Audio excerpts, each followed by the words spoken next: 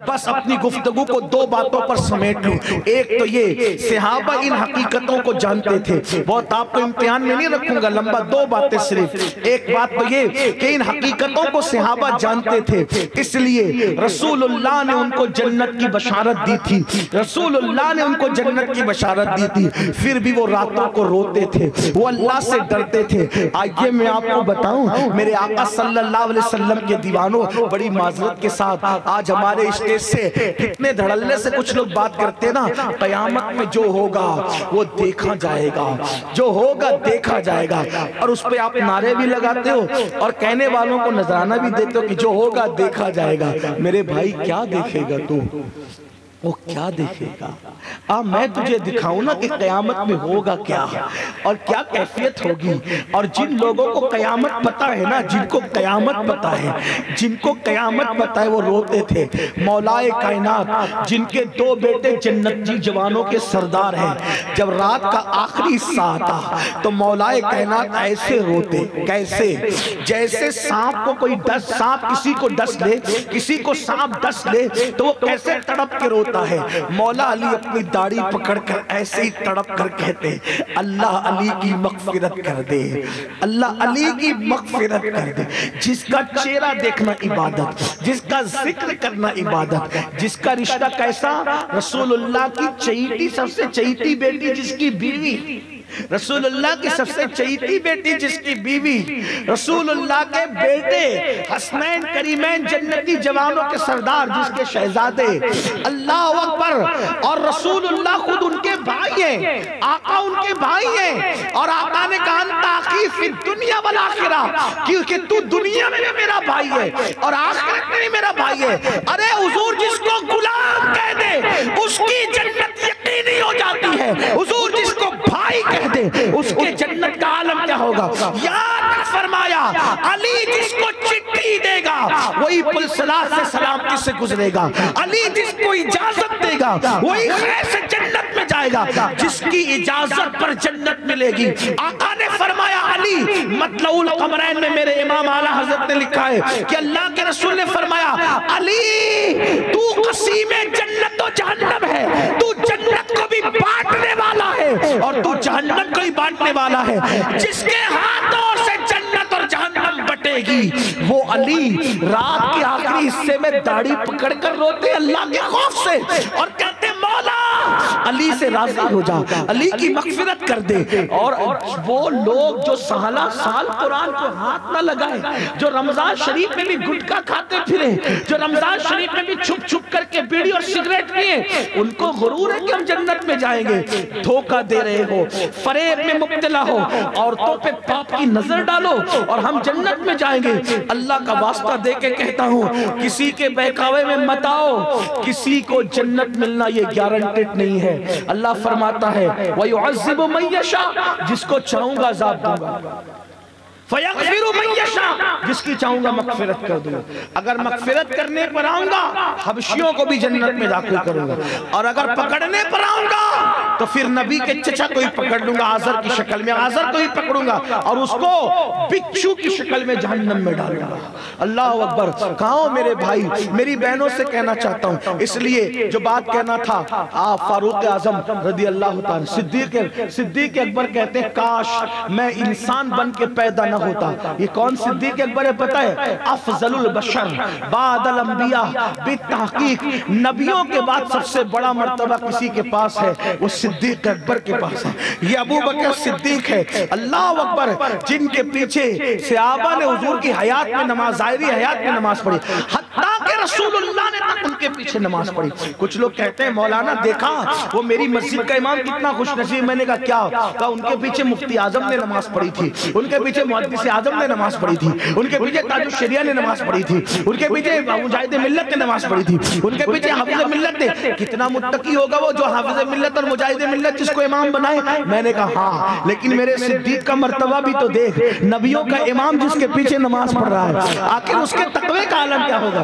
ساری دنیا متقی ہے اور صدیق اکبر اتقا ہے، یہ صدیق کی شان ہے۔ اسی لیے تو چوچہ مقدسہ سے آواز آئی، حضور محدث اعظم کی چوچوی کہتے ہیں مرتبہ حضرت صدیق کا یہ ہے سید، ہر فضیلت کے وہ جامع ہیں نبوت کے سوا، ہر فضیلت کے وہ جامع صدیق اکبر وہ ہے۔ لیکن سوچو وہ صدیق اکبر کہتے کاش میں مرد بنا کر پیدا نہ کیا ہو گیا ہوتا، مجھے انسان بنا کے پیدا نہ کیا جاتا، مجھے کسی مومن کے سینے کا ایک بال بنا دیا جاتا، مجھے کسی مومن کے سینے کا ایک بال بنا دیا جاتا۔ آپ جانتے ہیں سیدنا فاروق اعظم جب آپ کی شہادت کا وقت آیا، جب آپ کی شہادت کا وقت آیا، آپ کے آخری ظاہری لمحات تھے، تو صدیق فاروق اعظم نے فرمایا اے لوگو اب عمر دنیا سے جا رہا ہے، اور اپنے بیٹوں سے کہا میرے بیٹوں پوری زندگی تم نے میری فرما برداری کی، اب میں دنیا سے جا رہا ہوں، ابھی میری فرما برداری کرو۔ بیٹوں نے کہا بابا کیا کرے؟ کہا مجھے اپنی چارپائی سے اتار دو، اپنی کھاٹ سے اتار دو، اور کھاٹ سے اتار کے مجھے زمین پہ ڈال دو۔ یہ فاروق اعظم کی زندگی کے آخری لمحات ہیں، دھیان سے سن لینا، آخری لمحات جنہوں نے رسول اللہ کے پیچھے نمازیں پڑھی، حضور کا دیدار کیا، جس نے ظاہری آنکھ سے حضور کو دیکھا کہ موت کے وقت حضور نظر نہیں آئیں گے، وہ بھی شہادت ہو رہی ہے، نارمل موت نہیں ہو رہی ہے، شہادت ہو رہی ہے، شہادت۔ اور شہید کے خون کا پہلا قطرہ گرتا ہے دنیا سے جاتے وقت تو اس کو اللہ کا دیدار ہوتا ہے۔ لیکن فاروق اعظم کی زندگی، جنہوں نے حقائق جائے، جن کو معلوم تھا جنت کیا ہے، جن کو معلوم تھا جہنم کیا ہے، جن کو معلوم تھا اللہ کی غیرت کیا ہے، جن کو معلوم تھا اللہ کی رحمت کیا ہے، انہوں نے اس طرح زندگی گزاری۔ یہ سب ایسے کہانی قصے، ایسے اوٹ پٹانگ باتیں، اور اس کے بعد ہم جنتی دھوکہ ہے دھوکہ، مرنے کے بعد پچھتاؤ گے، ہاتھ ملو گے، ہم تو دنیا میں گم ہو کے رہ گئے، ہم تو دنیا کی رنگریلیوں میں رہ گئے، ہم تو عیاشیاں کرتے رہ گئے، ہم تو پاپ کرتے رہ گئے، لیکن وہ رہ گئے، اس وقت تو پچھتانے سے کام نہیں چلے گا۔ آج ایک غوث پاک کی چوکھٹ کا قادری سگ آپ کے کان پہ دستک دینے آیا ہے، عمل کر لو، عمل پلٹ آؤ اللہ کی طرف۔ گناہ میں کوئی عزت نہیں، گناہ میں کوئی سکون نہیں، گناہ میں کوئی جنت نہیں، اور اللہ کی غیرت بڑی ہے۔ اللہ تعالیٰ جہاں رحمت والا ہے وہی غیرت والا بھی ہے۔ آپ کیا سمجھتے ہو ایک لغزش پیغمبرانہ کرنے پر جب آدم کو جنت سے باہر کر دیتا ہے اور 300 سال تک روتے ہیں تو کوئی جواب نہیں دیتا، یہ اس کی غیرت ہے۔ آپ کیا سمجھتے ہو کہ سارے پاپ کر کے بھی جنت کے 8 دروازے ہمارے لیے کھلے رہیں گے؟ بہت بڑی غلط فہمی میں ہے، بہت بڑی غلط فہمی میں ہو، بہت بڑی غلط فہمی میں ہو۔ پلٹ آؤ اس سے پہلے کہ موت آ کر کے روح اور جسم کو جدا کر دے، پلٹ آؤ اس سے پہلے کہ اللہ ناراض ہو کر توبہ کی توفیق چھین لے، پلٹ آؤ اس سے پہلے کہ ناراض ہو کر جہنمیوں کی فہرست میں خدا ہمارا نام لکھ دے، پلٹ آؤ پلٹ آؤ پلٹ آؤ پلٹ آؤ۔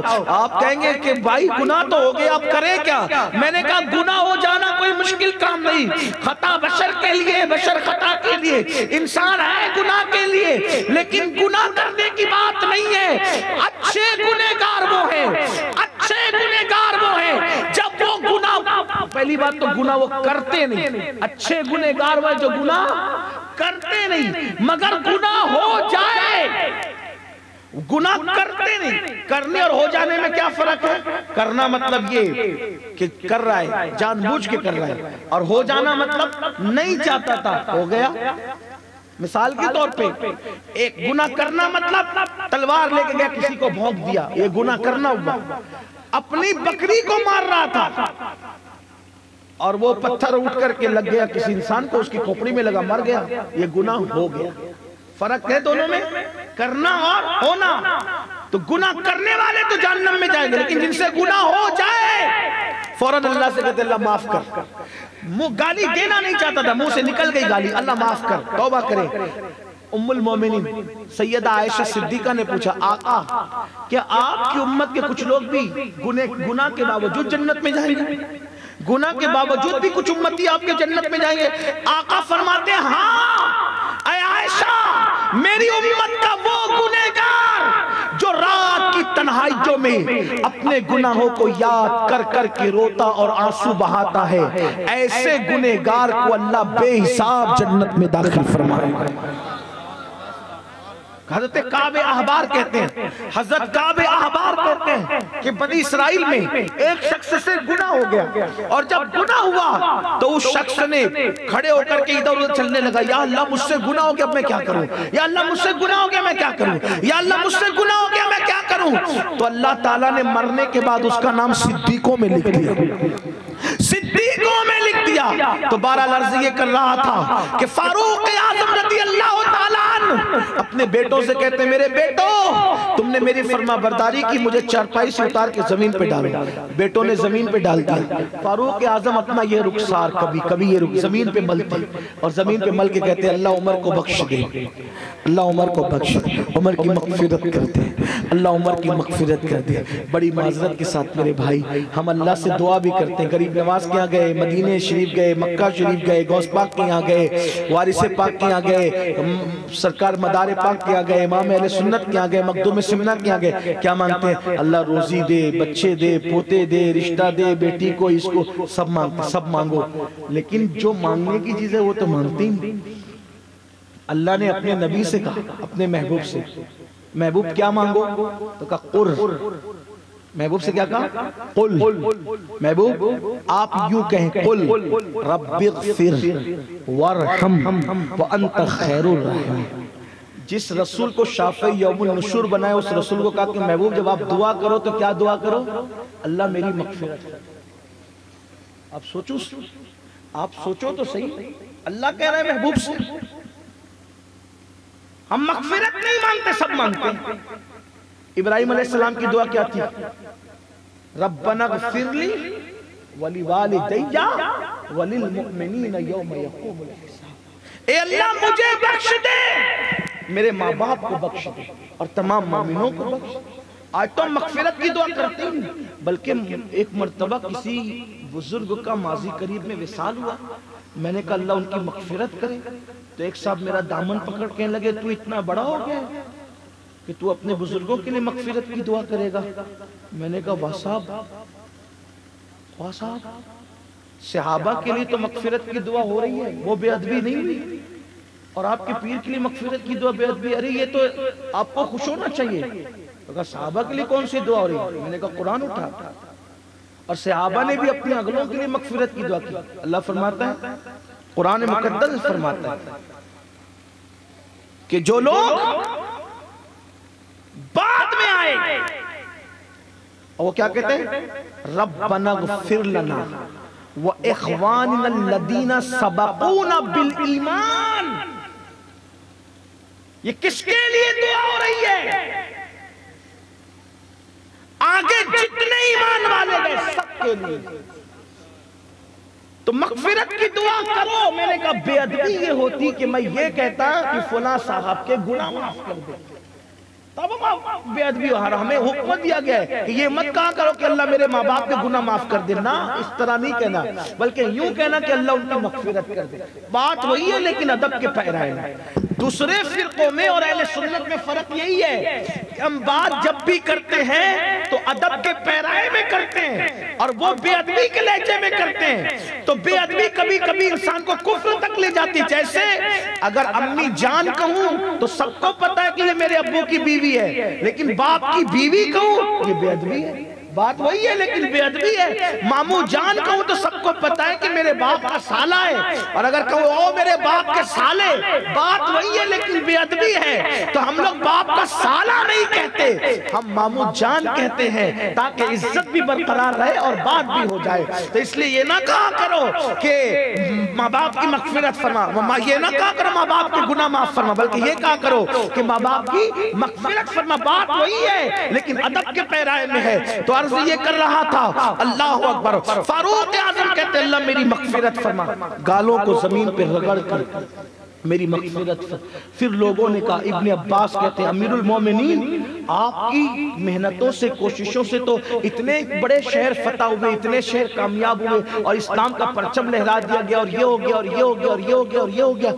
آپ فرماتے ہیں یہ منقبت پڑھنے کا ٹائم نہیں ہے ابھی تو آج عمر بس اتنا سوچ رہا ہے کہ قیامت کے دن اللہ عمر کو کوئی مرتبہ نہ دے تو بھی چلے، نہ کوئی انعام دے اور نہ میری پکڑ کرے، بس میری تمنا اتنی ہے کہ اللہ عمر کو برابر سرابر چھوڑ دے تو بھی میں کامیاب ہو جاؤں۔ یہ وہ لوگ ہیں جن کو جنت کی بشارت میں۔ مسلمانوں آئیے ہم اللہ کی بارگاہ میں پلٹیں، توبہ کریں، واپس ہوں، اور اس محفل کی آخری بات یہی کہتا ہوں، کتنا بھی گناہ کر لو، کتنا بھی پاپ کر لو، کتنا بھی جرم کر لو، اگر اللہ کی بارگاہ میں سچے دل سے معافی مانگو تو اللہ ایک ہی سیکنڈ میں سارے گناہ معاف کر دیتا ہے۔ اس کو منانا بہت آسان ہے، سب کو منانا مشکل ہے، رب کو منانا آسان ہے۔ بس اپنے اللہ سے معافی مانگ لو، اپنے اللہ سے کہو کہ اللہ مجھے بخش دے، اور اللہ معاف کر دے گا۔